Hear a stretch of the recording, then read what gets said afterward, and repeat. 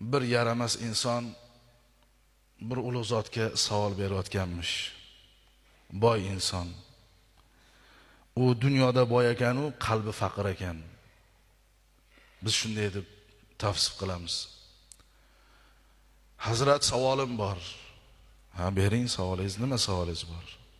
Xudoga shukr, o'zimga to'qman, boy badavlatman. Onamga zakot bersam bo'ladimi?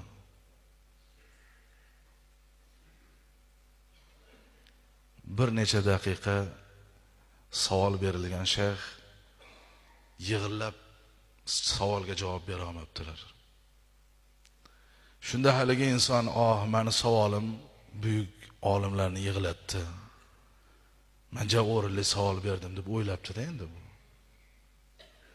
Yig'idan tugab o'zlariga kelganlardan keyin aytgan ekanlarki, seni yer qandoq ko'tarib turibdi?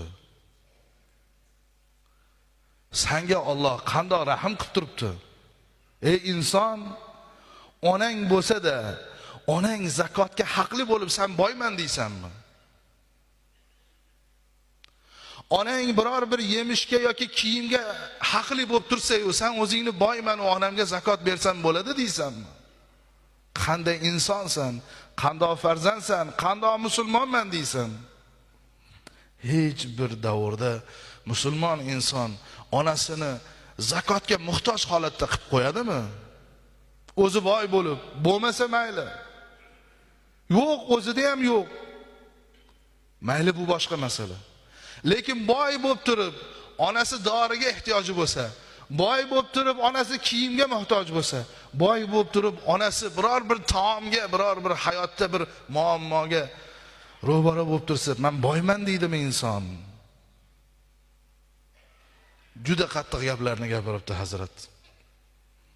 Sen qaytadan kalimani qaytarib olgan qandoq musulmonsan sen? Onangni shu holatga tushirib zakot bersam bo'ladimi deysan? Zakot onaga berilmaydi. Onani boqish, onani dori darmoni, onani hayotdagi muammolarni yechish seni vazifang emasmi? Seni boy bo'lishingga, inson bo'lishingga kim sabab? Onang emasmi? Ana shunaqa insonlar bor ekan hayotda azizlar. Alloh asrasin.